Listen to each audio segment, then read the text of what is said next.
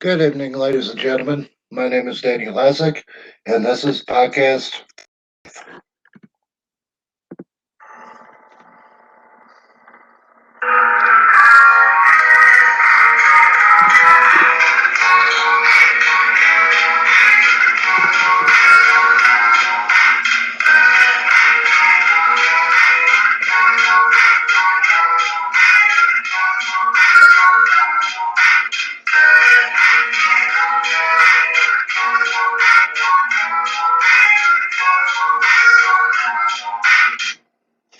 Good afternoon, ladies and gentlemen. My name is Daniel Lazick, and this is Podcast for Life. And this week's episode, what I would like is to help you make your. There's nothing I love to do more than helping people get through life and get through life better and happier. Last week, we talked about positivity. Before that, we talked about socialization and making friendships. Now, those of you who have been with me for the last couple of months, I hope you've learned quite a bit of what I have to offer and what peer support has to offer. Let me remind you that this is not a clinical show. You are not going to receive clinical counseling here. You are not going to be receiving any professional mental health services here. If you are concerned about your mental health, let me encourage you to visit your local community mental health clinic and get an evaluation. When you sign up at the community mental health clinic, they will sit you down with a licensed therapist who will evaluate you and perhaps diagnose you. Then they will come up with a care plan. And if you are agreeable to that, you'll be able to start services and watch your life get better. Many of us live life in the doldrums, in the nether regions of a dungeon called life, where we feel trapped, uneasy, perhaps depressed, anxious, perhaps scared, fearful of the future, fearful of the current events, fearful of what we see on the news and what we hear about through the grapevine in the community. Ladies and gentlemen, this podcast is to give you encouragement and support. If you're looking for encouragement and support, you've come to the right place. I'm Daniel Essick. I'm a Kentucky certified peer support specialist. I'm neither a therapist nor a doctor. I'm not a clinical professional. My podcast deals with things that are down to earth. I don't deal with the theory and the book knowledge. I deal with cold hard facts of living with mental illness because every day I do live with my mental illness. People who know me for a while, many people who have known me for a while, have no idea until the day finally comes when I do reveal it. Although I really don't keep it much of a secret. I am an advocate, not only for the mentally ill, but for peer support as well, and also for the people. I love my advocacy work, and I love helping people get better. The clients in which I serve, I love working with them. They were a great bunch, and as I get new clients, I enjoy the challenge of watching them grow through recovery from one stage to the next. And I enjoy working with them all the way through until they are at the point where they are moving beyond their illness, and then they don't need me anymore. And I consider that a happy day, not only for me, but for my client as well, because it shows they can be successful and they can be happy. My clients, when they first come to me, oftentimes they're just coming out of the hospital, they're beat down, discouraged. They don't know what to do with themselves, and many of them don't even have the hope to continue. They have been stabilized medically and psychologically, so that they're no longer considered suicidal. But the thing is once you're suicidal, you are always suicidal. The risk is always there. What you have to assess is what is the risk of imminent danger? How likely are they to formulate a plan and carry it out? Those are judgments for the professionals, and I also make some of those judgments. But if I have a concern, I'm mandated by my state to report and to do all I can to get the person to a place where they can get the help that they require. So it is part of my job when dealing with people who are actively suicidal. In other words, if there is imminent risk that they may harm or kill themselves, that I stay with them, supporting them and encouraging them into some form of treatment, some form of getting them to at least a licensed therapist, psychologist, licensed clinical social worker, somebody that is qualified legally, morally to perform therapy services. Now, to motivate them and to encourage them into getting treatment. Many times, and I make no boast about this. I have no qualms or problems with it, but I have a mighty responsibility upon my hands. Once somebody's revealed to be in imminent risk for suicide, it is my job to get them to the next stage of help, whether it's the therapist or the hospital or the emergency room. And how I do that is by encouraging them and supporting them and motivating them into seeking the help. Oftentimes, when you're in the doldrums like that, contemplating suicide and even planning it out, even if you're likely to act upon those plans, it is my experience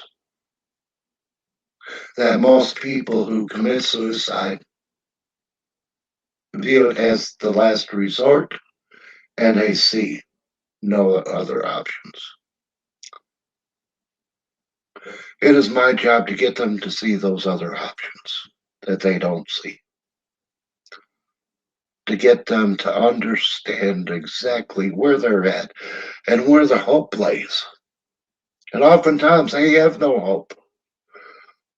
And I have to hold the hope for them and put it right there in front of them and explain to them in depth where their hope is. And I have to do it in a way that is not judgmental and where it applies to me more than them. But it is their hope I'm holding.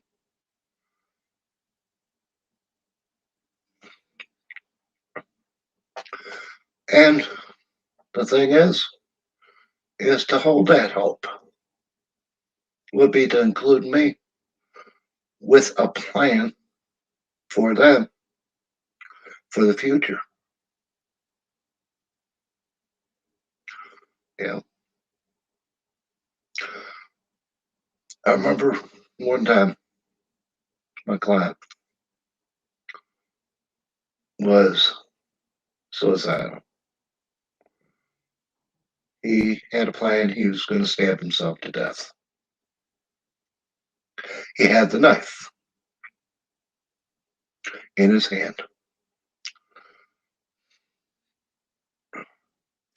I came up to him and I asked him, "What are you going to do with that knife?" And he sat there and said, "I don't know." And I asked him again, "What do you want to do with that knife?" And he turned around and said, "I don't know." And I said, "Come on, man. You're my brother. You can tell me."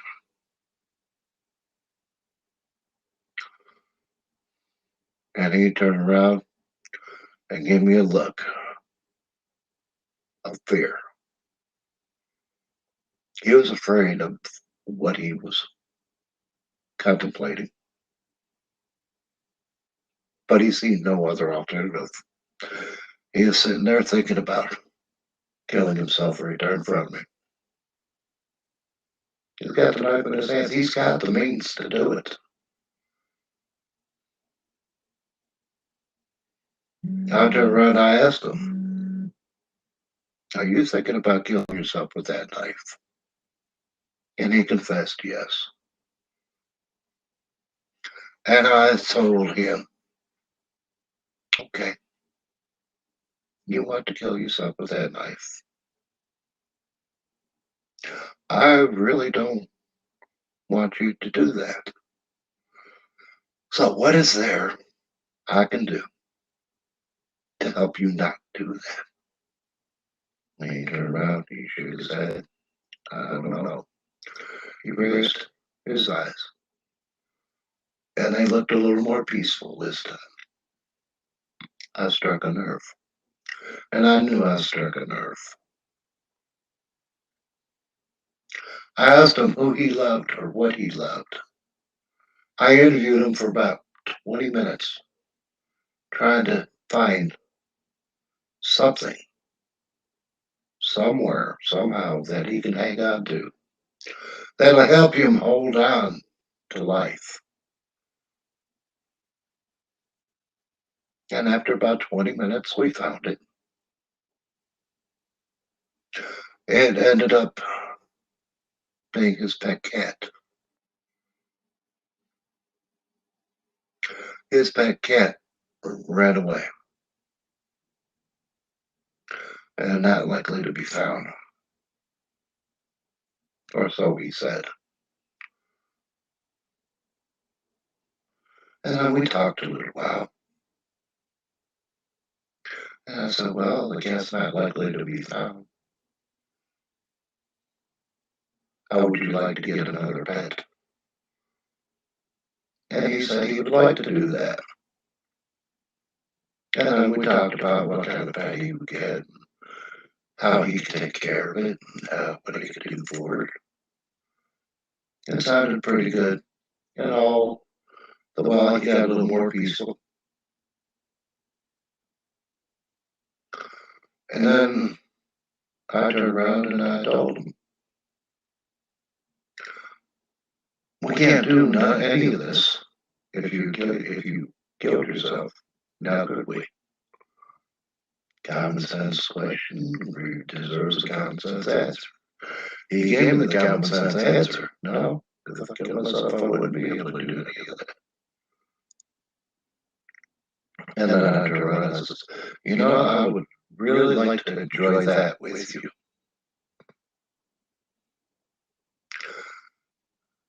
What do you think about that idea? And of course, he was agreeable to that. And then I asked him for the knife, and he turned it around and handed it to me. I took it away from him. Oh, I didn't take it away from him. He handed it to me. And I took it and handed it in my hand. Then I was no longer in play.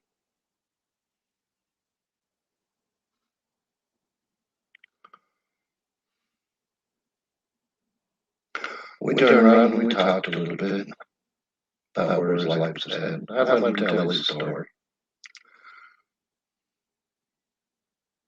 He was of the perception that his whole world is coming crashing in. And along the way, I found out that much of his problem stemmed from his not being able to find his cat, that he was grieving his cat. He never did say why he gave up wanting to look for it.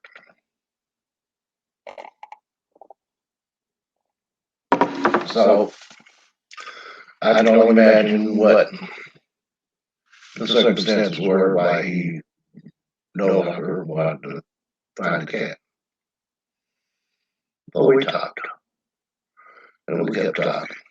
We kept building on the love that he had for animals. And then we started talking about what he could do for a pet and what he could offer.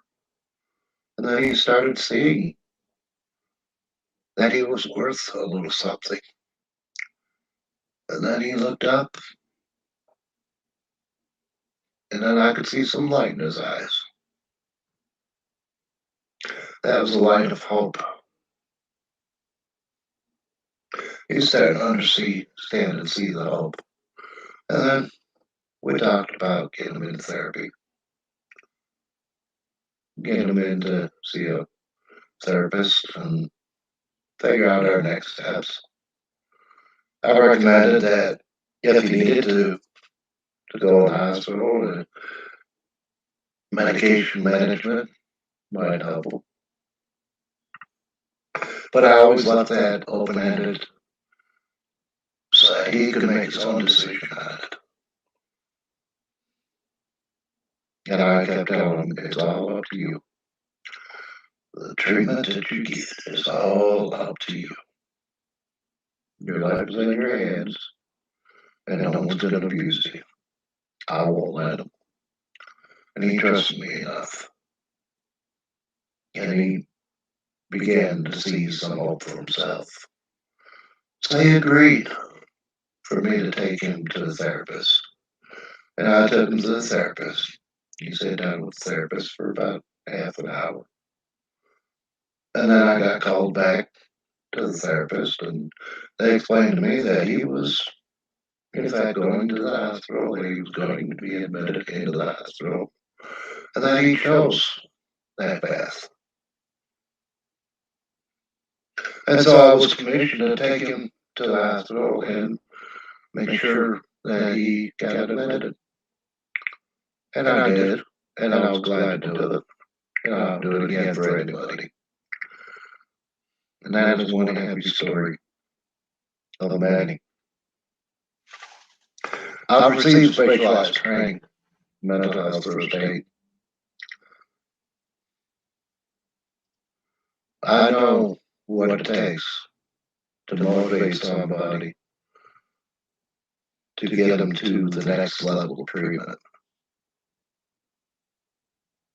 My job is to get them to the therapist.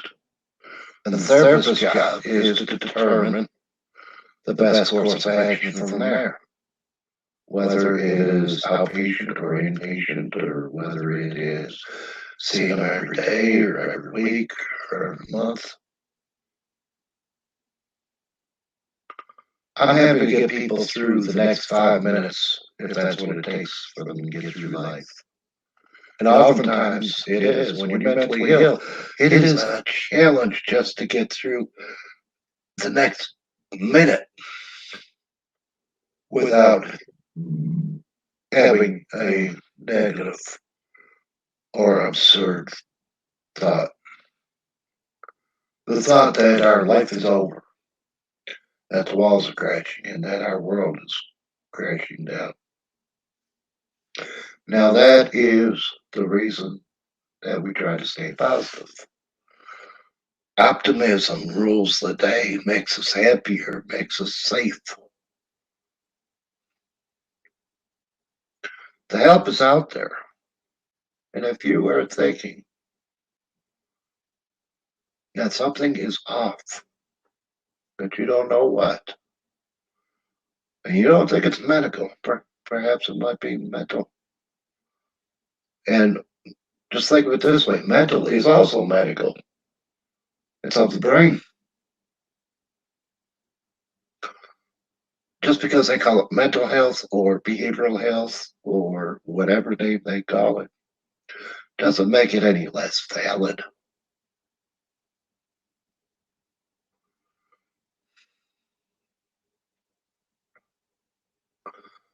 Recovery is possible for mental illness, whether it's depression, bipolar, schizophrenia, or a myriad of other ailments. Let me call it that, ailments. Because that's what they are. They're ailments, they're challenges. They will keep us from being our best. They are what keeps us from doing our best. You really don't need to suffer from mental illness. Because with therapy and medication, and there are other services as well, such as peer support, case management, those are just a couple that come to mind. There's a myriad of services waiting for you. Yes, waiting for you to access. If you feel that you may be suffering from mental illness, get evaluated, get diagnosed, get treated. Don't wait for the crisis to happen. If you feel like something's off, it probably is.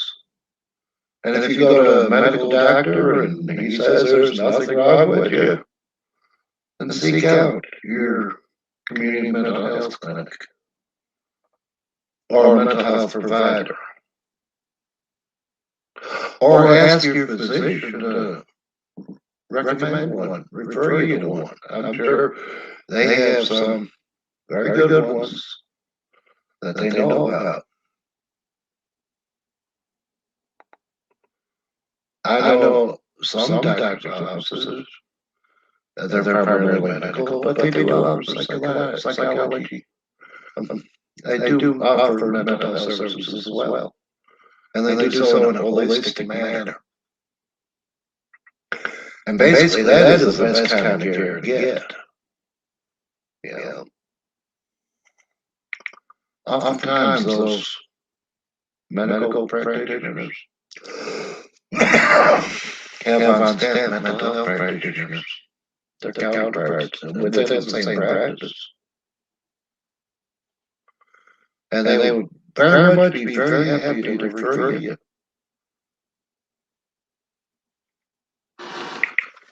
And they may even tell you, but wait just a minute.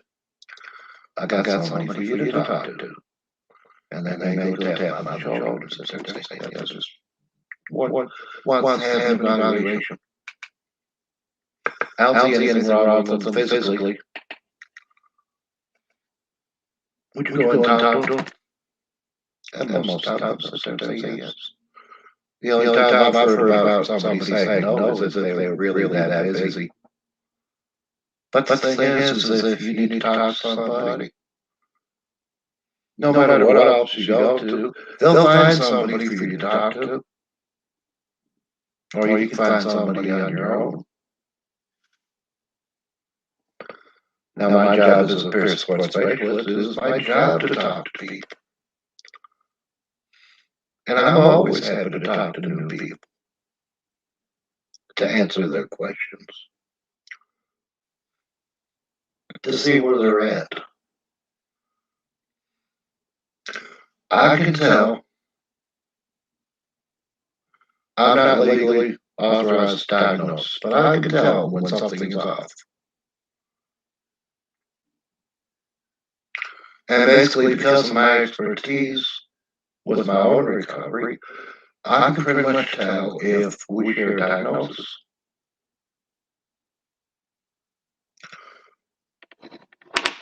And then I can let the therapist know about that, that's what I think. Now, it doesn't bind the therapist to anything. I tell the therapist what I think, and then they make their own judgments. And then they, of course, they let me know when I'm right or wrong. They let me know what's going on.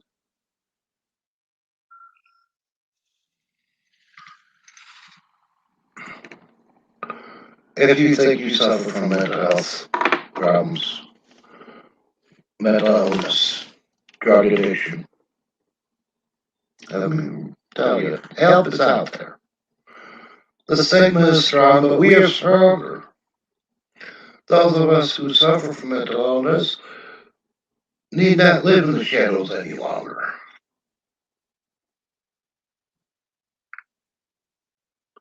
The stigma is still strong, yes, but it is weakening. Stigma out there nowadays is not nearly as much as it was 20 years ago, 10 years ago, 5 years ago. We're making headway, we're making progress. There is less stigma.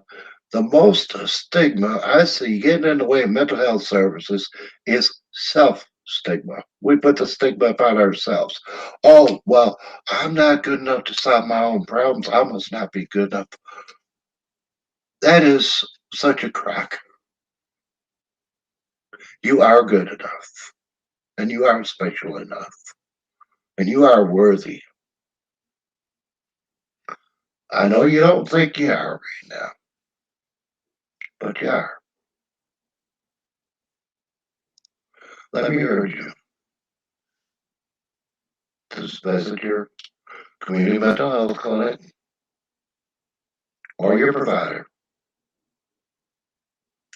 or a mental health provider, whether it's at the community mental health clinic or a private clinic. Your choice. And everybody's bound by the same HIPAA regulations. And when you visit, no one else need know. If you're afraid of being stigmatized,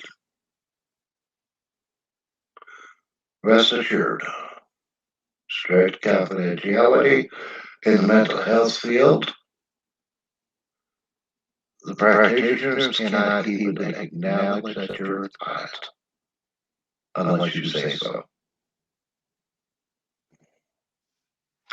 I believe that's the case in the medical field as well. But rarely is it enforced. It is enforced in the mental health field. It sure is.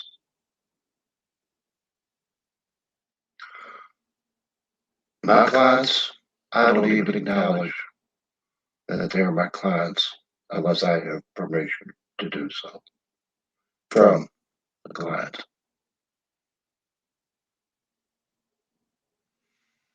And if they sit there and say, I know that you're a client and I need this information, you know what I do? I sit there and I say, I can neither confirm nor deny that as my client, but if you want to take this further, and I give them my boss's address and phone number, let them talk to them. I'm not giving up nothing. And I've had a couple of lawyers take me to task on that. I don't tell nothing. Got a problem with it? Here's my boss. Talk to them. If you got legal right to it, They're the ones that get it from, not me. I'm glad I don't have to make those decisions. Because if I make those decisions, they'll get in the way of my care. Lawyers need to talk to lawyers. Don't need to talk to me. People that need to talk to me are my colleagues and my coworkers, my clients. People that I take care of, that I communicate with on a regular basis. Now, in my advocacy work, generally, I am fairly general with who I advocate for.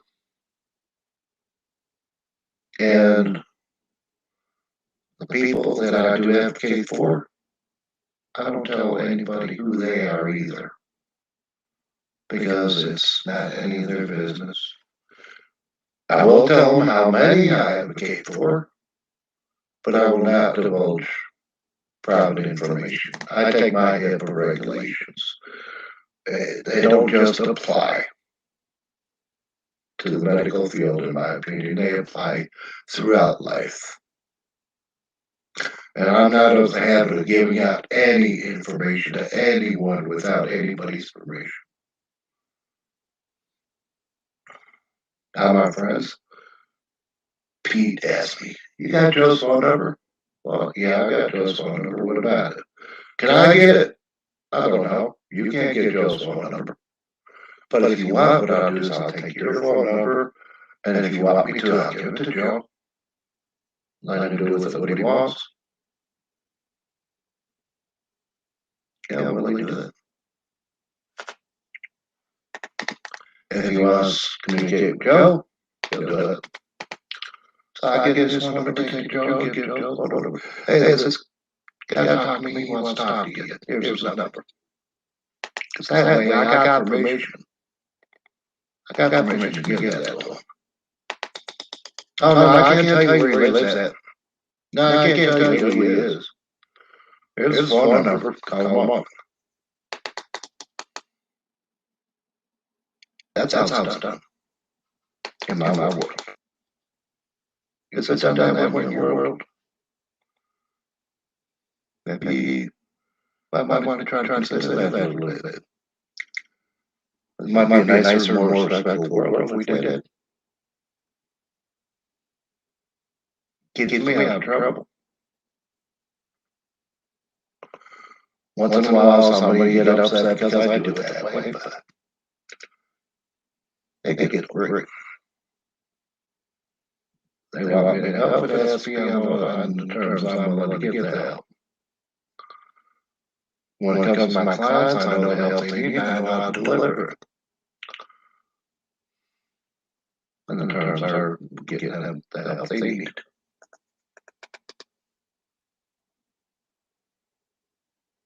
How's your life going? If you're on Get Vocal, we got 3 boxes at the bottom. 3 boxes along with mine. If you want, you can take one of these boxes. They're called seats. Click on grab this spot. Once you get that spot, we can have some back and forth. How's my life going? My life is going good. How's your life going? I really want to know. Is there a place that I can help you? If you're not, if you're joining me live on YouTube or Facebook, you can call 606-545-2019.